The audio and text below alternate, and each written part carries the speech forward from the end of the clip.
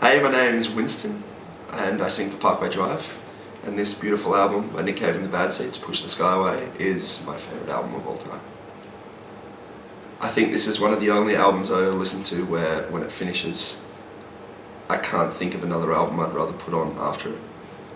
And I think to be able to create music of that standard is an entirely different emotional experience to anything else before. So I can't remember who introduced me to Nick Cave. I think he was one of those artists where I heard so much about him, and it's such an iconic name. Like, you can't forget the name Nick Cave. Like, it was always so ominous as well.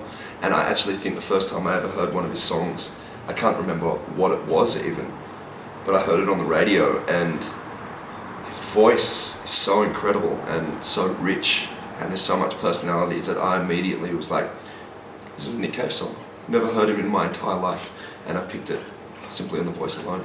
And the name and the connotation with what he was known for connected with me simply through the voice alone, which is really phenomenal. So yeah, he's such a good storyteller, and I think it's a very amazing talent to be able to sing songs and write lyrics and write such poetic and beautiful songs which aren't necessarily always personally illicit, and create these environments and personalities and moods which you believe and connect with, and yet they don't technically exist in that way of saying this is my personal experience written exactly down.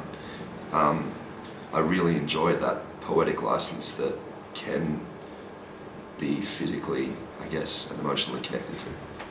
Before Push the Sky Away, yes, I was already a large Nick Cave fan, and it's an amazing body of work. Like, there's a reason he's so loved. But at the same point in time when this record came out, it's very hard for me to say like best record of all time, favorite record ever, because that changes a little bit. But that being said, like this definitely holds a mantle of the best records that I've heard of all time. And when it came out, especially considering like Dig Lazarus Dig, there was some really heavy songs. And Grinder Man, I think there was 2 Grinder Man records that came out before Push the Sky Away, and there was some really abrasive stuff on there, which is really awesome. Like when he's wild, and it's so great to hear. But this came out and was so minimal in comparison, and there's such ethereal moments and stuff in it that I literally was just like, bang, back in my seat and listened to the entire record. And like I said, like, gets to the end and I'm like, what do I do now?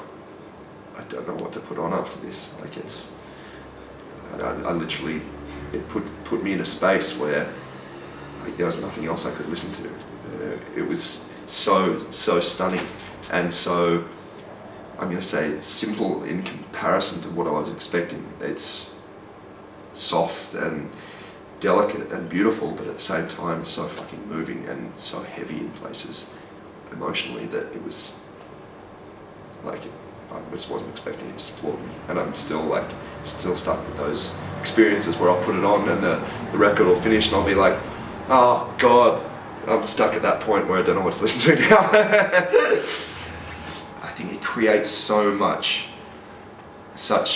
beautiful soundscapes from what seems like so little, and I know there's a wonderful amount of work and complexity that goes into creating these songs, but at the same point in time you're not left with like having to rely on franticness to drive these songs, having to rely on more instruments, like more sounds. Like, there is so much created by I'm guessing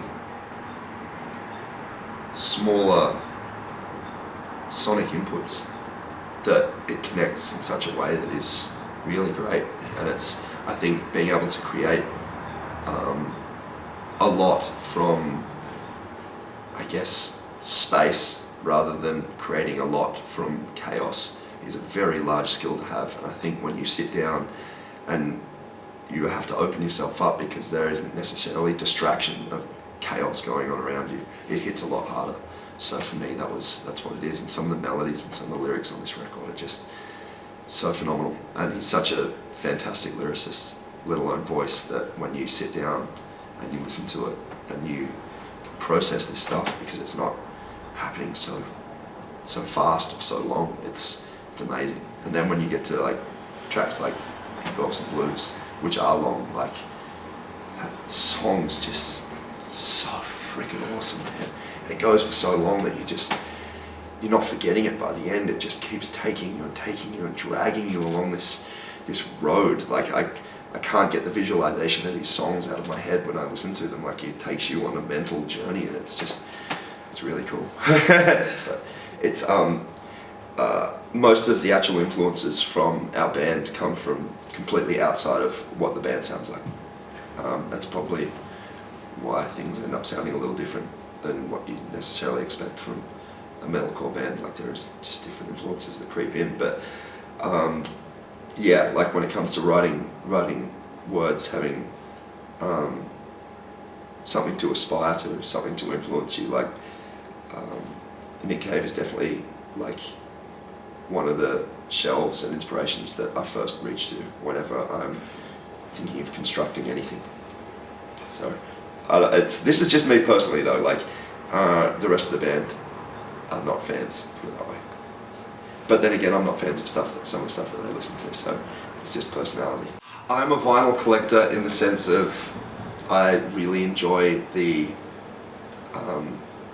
vinyl itself. I wouldn't say I go out collecting pieces of vinyl. I do have a lot of records, but like I don't prize myself on finding that one-off thing.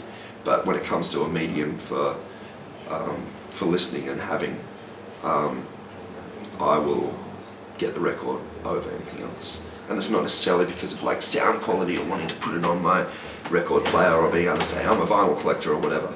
I just really love the physical feeling of records, and it was the first thing I ever listened to when I was a kid. Was my parents had a record player and we had like the 2001 Space Odyssey soundtrack, and I used to go, well, there's pictures of spaceships on it and stuff, and put the record on and they'd say, stay really still so you don't scratch it. And I love that. I love that it's physical.